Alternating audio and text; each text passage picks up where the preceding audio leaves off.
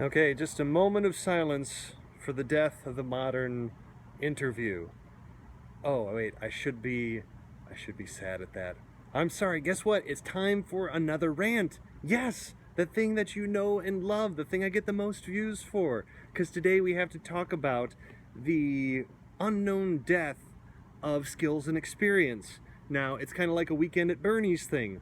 How long are we going to keep this dead guy around? How many times can we clothe him and put him in situations where it seems like he's still alive? Because can we just stop with the skills and experience? If nothing else, the changing work environment.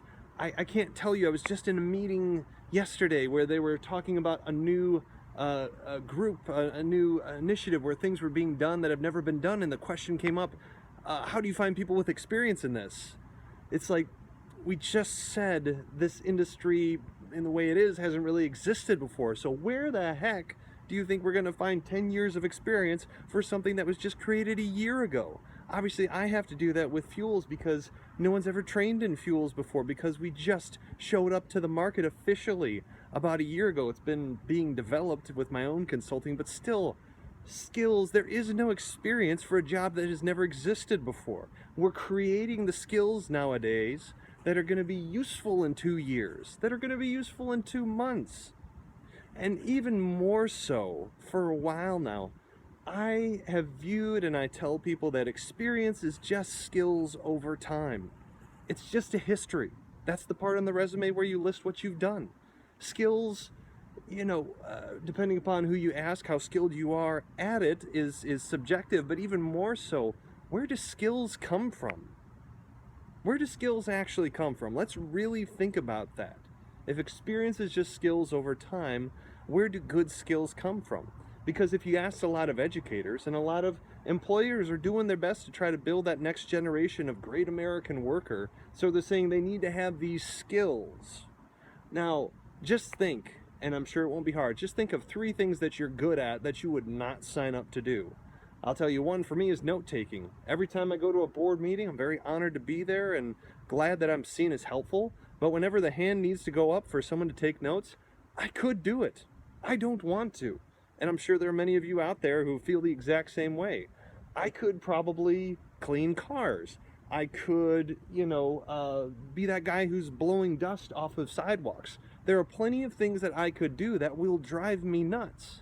And you could probably think of some as I'm even talking about. I mean, I'm just looking around my area. I could clean, I know how to clean windows. I could probably do that. Not very fast, I'm sure, but that would drive me nuts. And the people that would ask me to go, I would probably drive them nuts with my inefficiency and my lack of speed. I could be a driver. I could serve food. There's so many things that I could probably, if someone could do a complete scan of my existence, I could probably have like 50 or 60 certifications to know how to do something. But am I going to be good at any of them? Managers will tell you, skills and experience are not a direct correlative to success in the job place. But guess what is? Motivators. Because there have been so many jobs that I found interesting, and guess what? I gained the skills. Have any of us been there? Can I get an amen? High five. There have been places where if I'm given enough opportunity to do that, guess what? I have experience, and yes, there are knowledge gaps that we need to cross. There are basic competencies that can be worked into some of these things, but let's stop thinking that skills will solve all problems, or that all skills can have a curriculum built around them that we can give to students. It's changing too fast. And yes, experience, whenever you're at a job for a full year, you learn more things than what the job actually is. You learn more about the ecosystem that you're a part of, what it's like to work in that industry, the different players. Yes, experience has its place.